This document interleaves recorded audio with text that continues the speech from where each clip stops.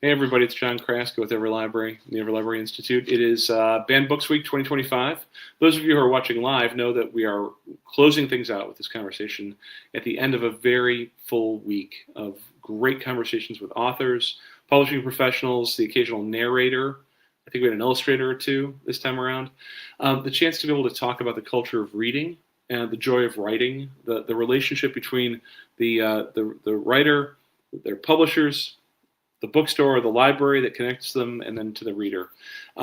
Those of you who are watching on demand, get back into the list of Banned Books Week 2025 on Every Library's Facebook and Every Library's YouTube, because we got a lot of cool things to talk about. And one of the things we're talking about today with Georgia and Erin is these stories of survival and courage. Stories of survival and courage are among the most challenged books in any Banned Books Week list, whether it's in schools or in libraries, because I think that they confront readers with some painful truths. And there is some opportunity, I believe, too, for transformative hope that comes out of these conversations. So with no further ado, let me bring in Erin and Georgia for our chat today.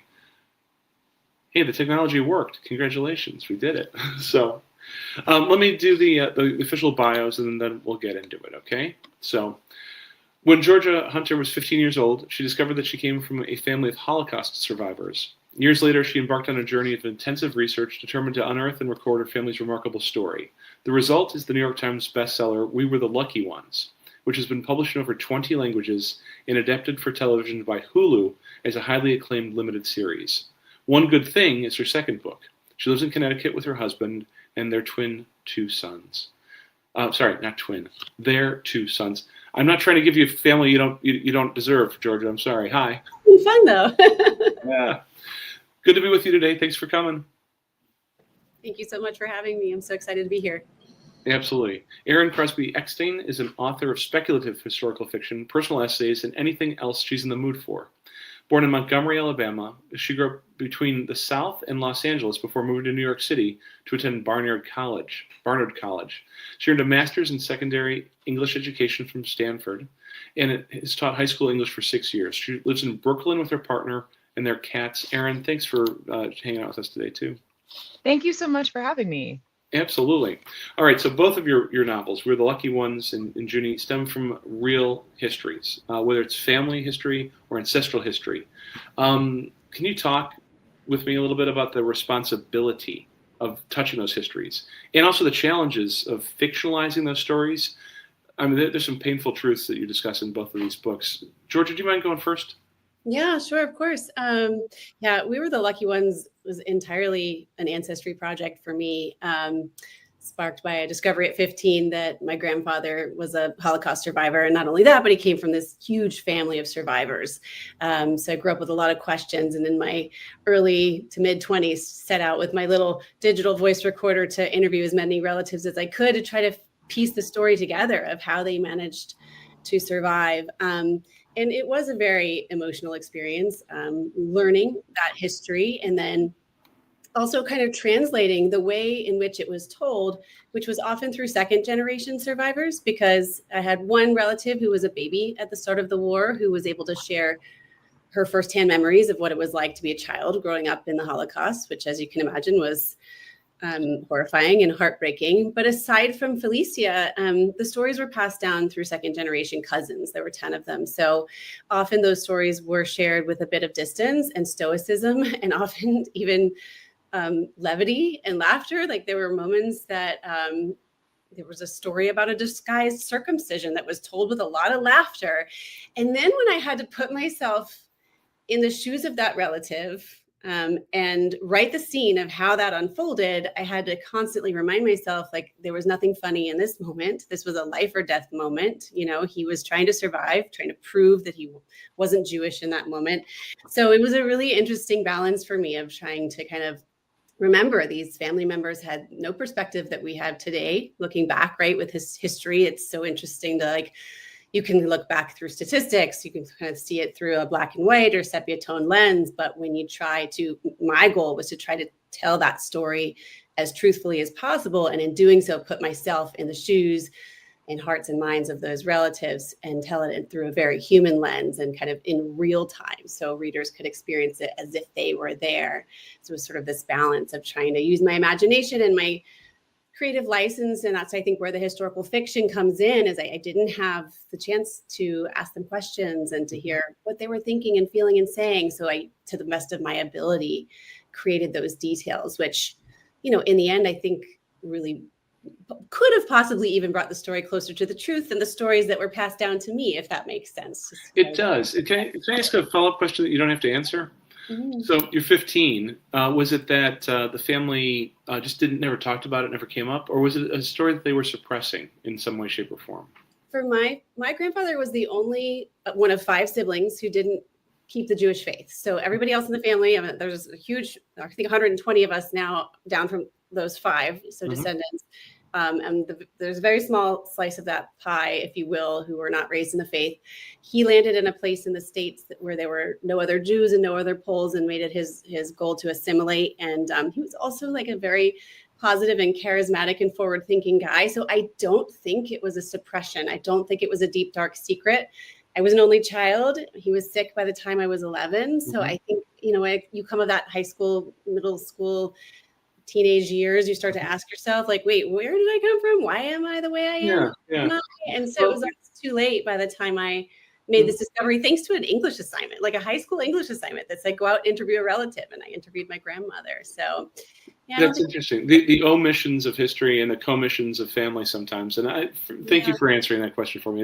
It's a personal one. So and I think it goes both ways. I think a lot of times that I've heard from many, especially 3rd generation survivors, that the stories were absolutely suppressed. Or on the other flip side of that there was like more important than ever to share those stories. So you have both sides. Yeah. For sure. Erin, let me come back to you with that original question about the responsibility and challenges of fictionalizing what is a truthful and very painful story. Can you?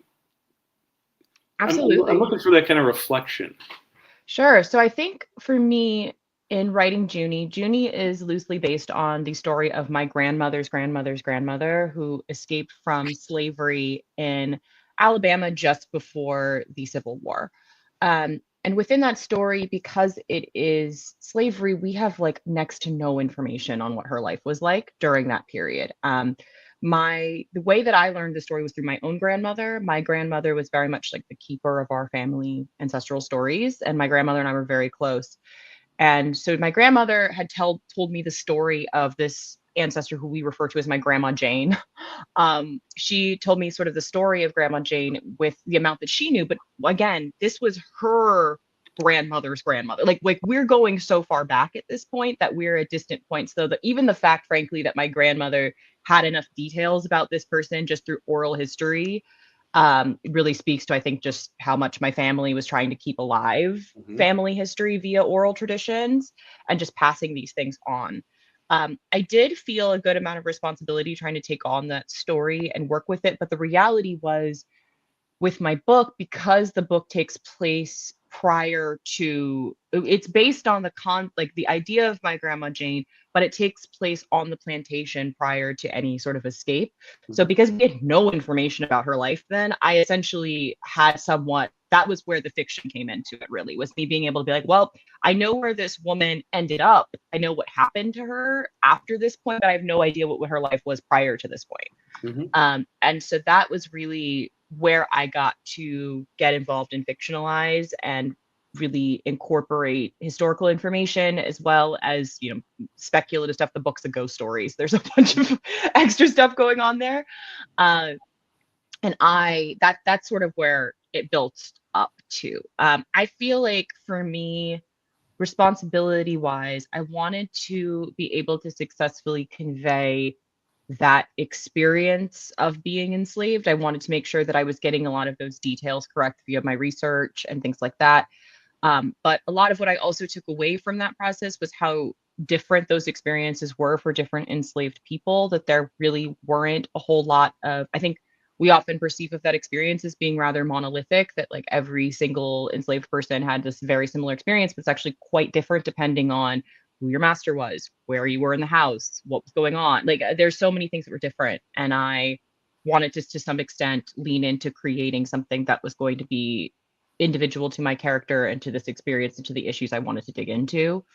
But also whilst trying to honor this particular ancestor, because honestly, my ancestor, my grandma Jane, she ended up running away to the area where my family still lives. Like in doing what she did, she really carved a completely different direction for like the generations of my family thereafter.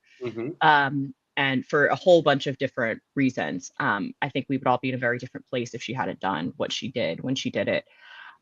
So I think for me, in writing Junie, I wanted to honor, in many ways, this ancestor who I, of course, never knew, who had taken on such a incredibly harrowing action that did, in fact, lead to so much change for her descendants and led to a much better situation for her descendants.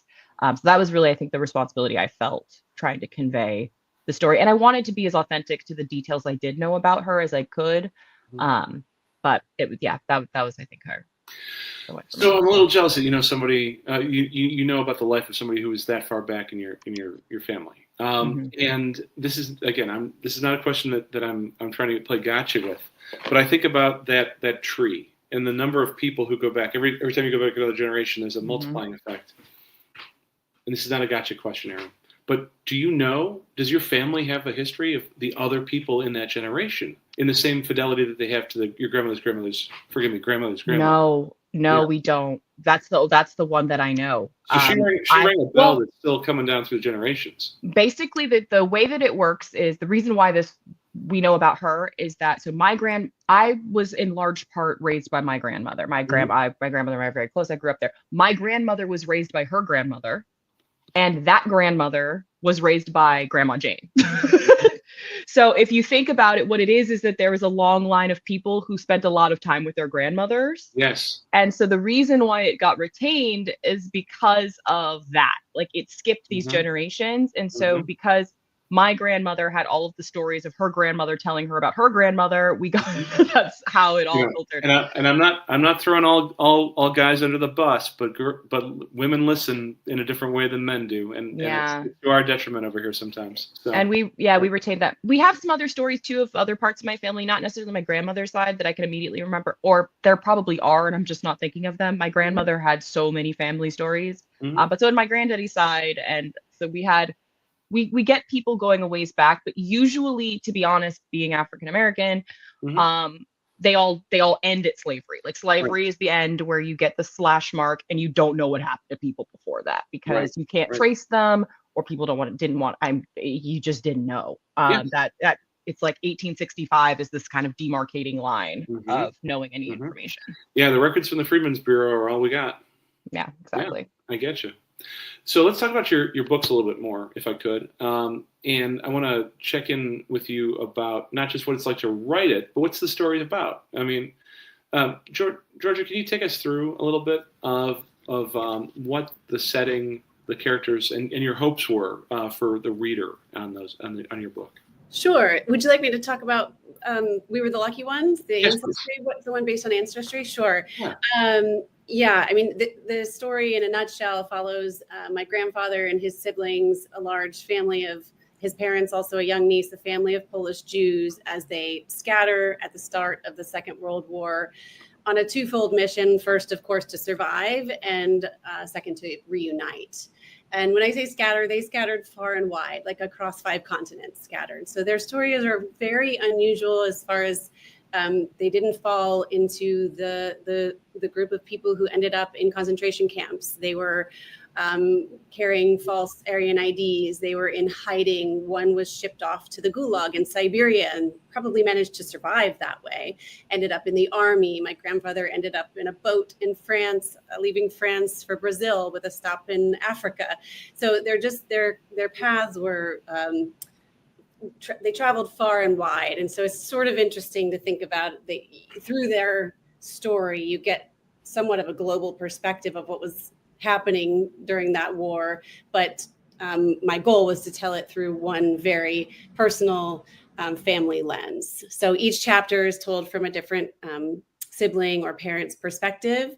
And it's told in the present tense. I really, again, wanted to make it feel immediate. Like you were talking about, Erin, like wanting your readers to feel like you were there and kind of living alongside this family. And, when we talked about it, when we were pitching it to the television networks, really, when you boil it down, it's a family that just wants to have dinner again together. You meet them in the series, you meet them at a state Passover dinner. In the book, it's like chapter 3, and then it wraps with another Seder dinner at the end. But it kind of comes down to like, yes, it's a story of the Holocaust, and you see and understand and feel the horrors unfolding around them. But at its heart, it's a story of humanity and just a family that wants to come together again. The idea that some people survive because of luck or circumstances. Some people survive because they have put in the work to survive. I mean, I don't take any of what you told me just now for granted about luck. No, and I get a lot of questions about the title, We Were the Lucky Ones, and I'll just quickly give credit to my great aunt Felicia, the one who was a baby. My family came together when I was 21 at a reunion, and that was the first time I met many of the cousins, multiple generations, and started hearing these stories for the first time. So I'd heard my grandfather's at 15, but the greater Courts family story, and they were remarkable. Like unlike anything I'd ever heard before, how these siblings were managing to survive. And at the end of the night, Felicia piped up and said, it's a miracle that we're all here today. We were the lucky ones. Mm-hmm. And of course, that stayed with me. And of course, it wasn't just luck. I think there were so many factors that came into play. And you mentioned transformative hope. I think hope has a huge power mm-hmm. to keep you going, to keep putting one foot in front of the other, and to kind of garner that resilience you need to get through the hardest and most uncertain of times. So I think it was a mix of a lot of things that kept them alive. No doubt. Erin, can we talk a little bit more about Junie as a book? What are readers looking to engage with when they pick it up? Sure. So Junie is it's a kind of Southern Gothic coming of age story / ghost story that focuses on an enslaved teenage girl named Junie. She is the maid in a house on a plantation in Lowndes County, Alabama, where she is tasked with primarily serving the teenage daughter in the house. What ends up happening for Junie, Junie's older sister has passed away not so long ago. Junie's in a state of grief. She's trying to kind of like figure out how to move forward after this loss. At the same time, the teenage girl who is kind of her friend, who she serves, is suddenly kind of getting put up on the marriage market. And there are some suitors who are coming to the house who are looking to marry the daughter, Violet. And in doing that, Junie becomes aware of the fact that if Violet marries, Junie will have to move away from what family she does have to follow Violet to wherever she goes, because, that was how it worked. If you belonged to a white woman, you were going to follow that white woman wherever the white woman went. And so Junie commits a desperate act to try to fix the situation, to try to stay with her family and with her home, that arouses her sister's ghost. And then stuff happens.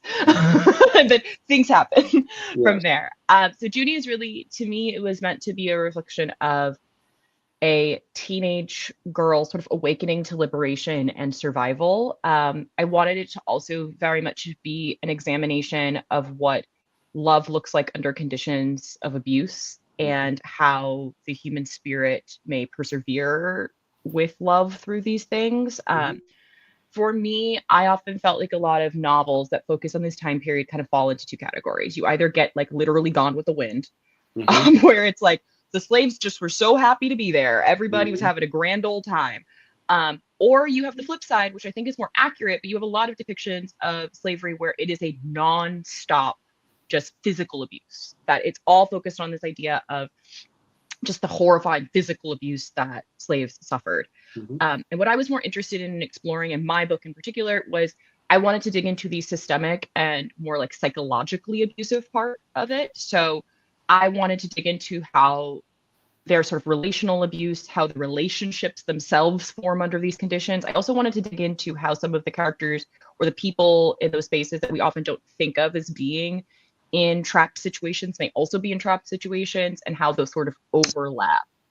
So I really wanted it to be a book that focused on sort of awakening and coming of age, as well as the sort of relationships that bring her to the point where she gets to in the story.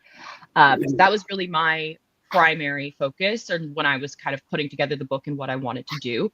I really relate, Georgia, to what you said about sort of your family feeling like the lucky ones. I often kind of feel like that a little bit with my family too, with regards to this. And I think it's, if I'm going into my real family history, if you talk about the real family history behind it, where my ancestor was enslaved, Lowndes County, is like a very classic, like black belt slave cotton county. And to this day, it's considered to be one of the most impoverished counties in the United States. It's like, I think the UN has gone in there and they've said that it has like poverty on par with like some of the worst places on earth. Now, where my family ended up, so my ancestor, she ran away to another place in Alabama, which is very kind of rare. Like most of the time you get people who are trying to run fully to the north, right? That's usually the story. But when you're way deep in Alabama, one, I don't know how you're getting all the way up to the north. You're way down there.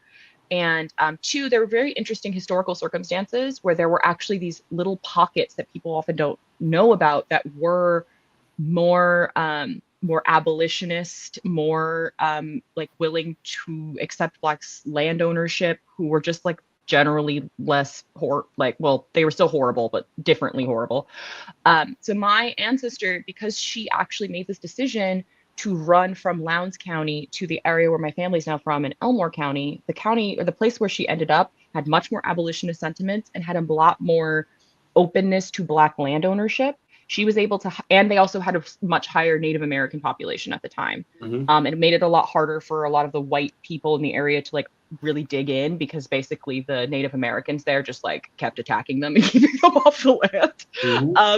And so my family ended up settling there. She ended up ending up in this place, hiding out for the war somehow. We don't really know. And then settling there. And because she did that, my family ended up being able to acquire land in a way that is deeply unheard of for and most. That means a tremendous amount. Exactly. So my family was able to retain land ownership in this one area, which again, when you're thinking about how that works out generationally, like I often think about like, would I be sitting here right now with the education I've been able to have, the opportunities I've had, if she hadn't made this harrowing decision and ended up in a place where she changed the fortunes of her descendants in such a major way? Because if she hadn't, she would have been probably stayed in Lowndes County, in a county that ended up being a sharecropper county that ended up turning into a completely different economic circumstance. Yeah, Erin, let me stay with you for a minute because I want to talk about. I mean, you have a ghost in your book, you know. Yes. Yeah, and when you talk about the bonds, the bonds that exist between people, whether it is familial or that unfortunate servant master, approach, but the bond that I mean, it goes back across death. The speculative fiction is often looked at as being a horror story or but it's really about illustrating, I think, a point in a way that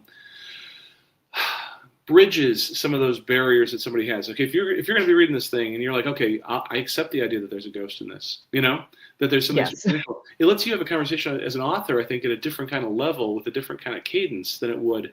And George, I'm not suggesting that you're trapped in historical fiction, but I want to come back to that too, Yeah, absolutely. I've always really enjoyed ghosts in fiction. That was really where it came from. I was very inspired by Isabel Allende's House of the Spirits, right? I read it not long before I started working on this book.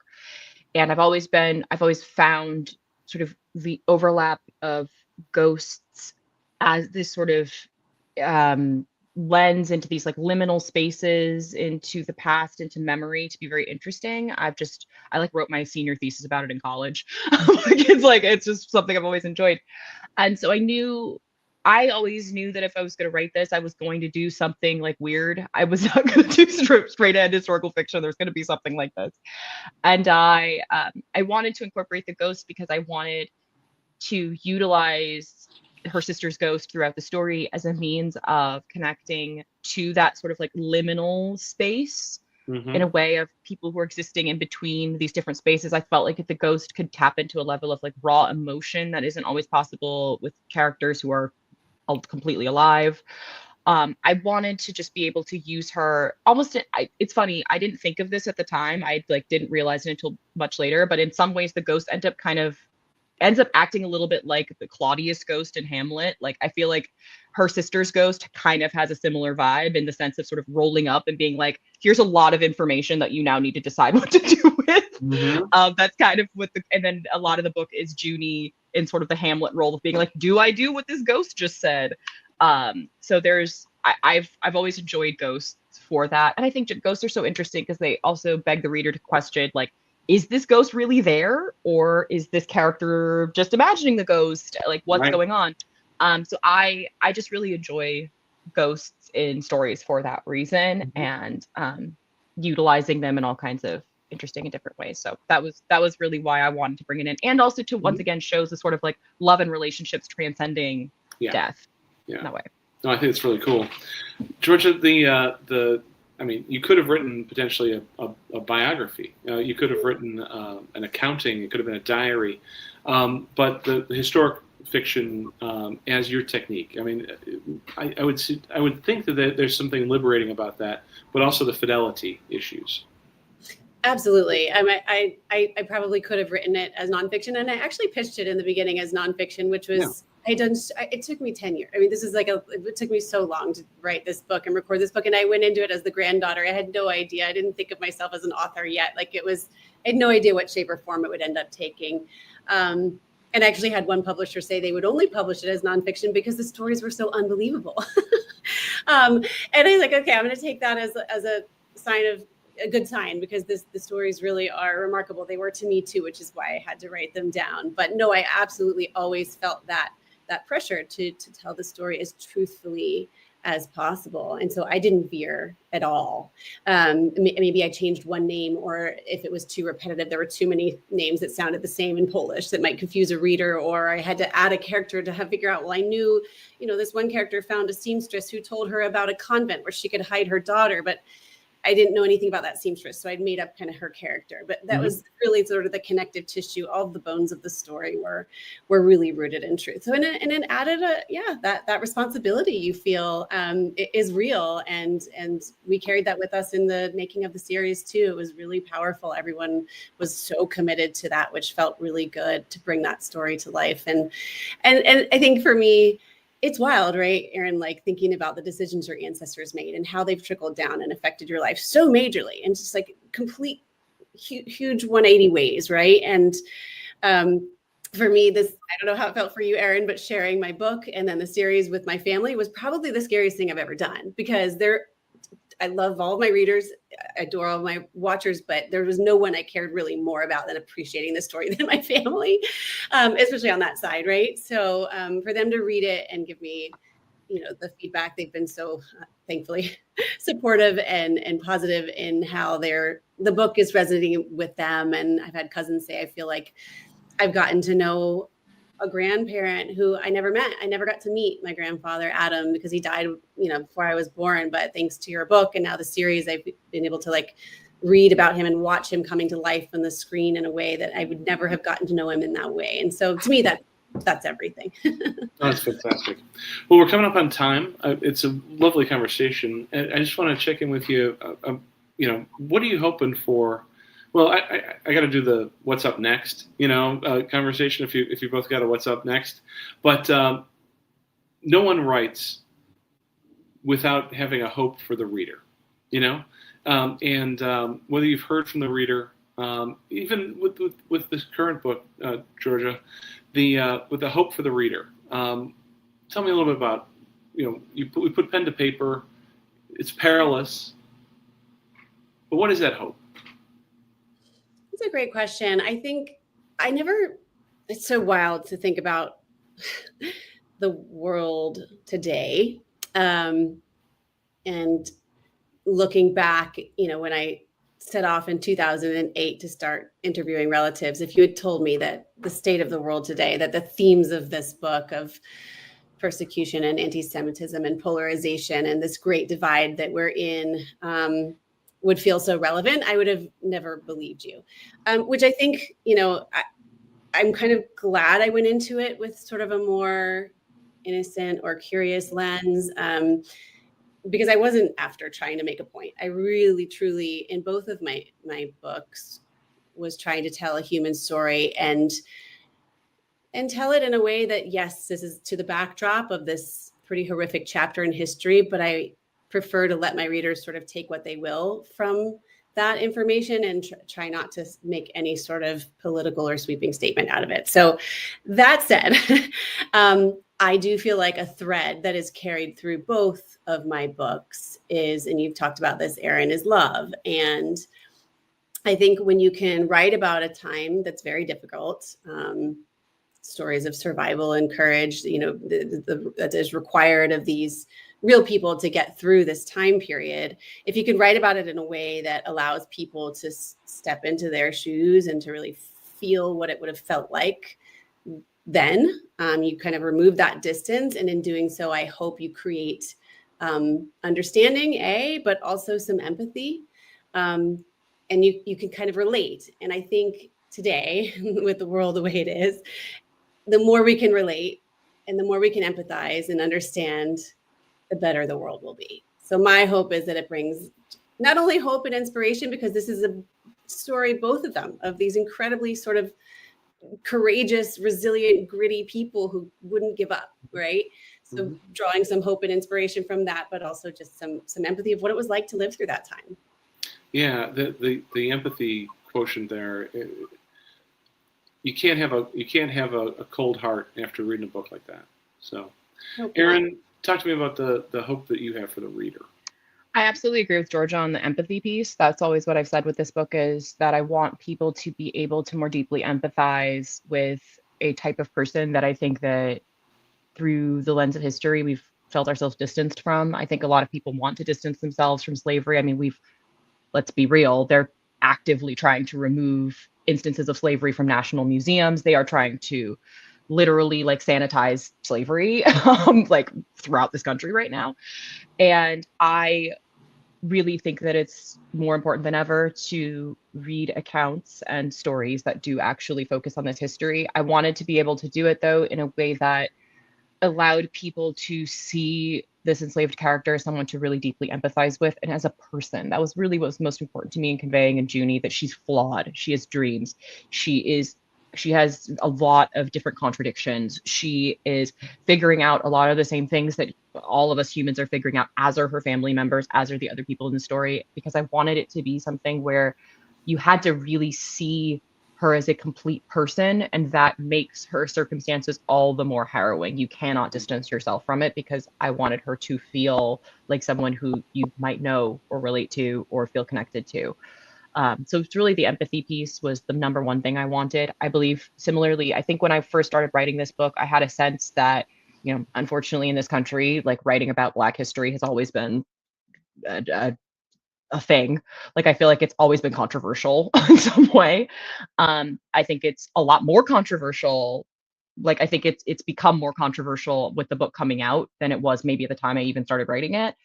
But I do think it's all the more important that those stories are in some way preserved in fiction. If our national institutions are not going to be preserving these stories, then I think it becomes all the more important that we ourselves read these stories, attempt to carry on our family legacies where we can, put these things to writing, because, there are a lot of people who don't want these stories to be carried on.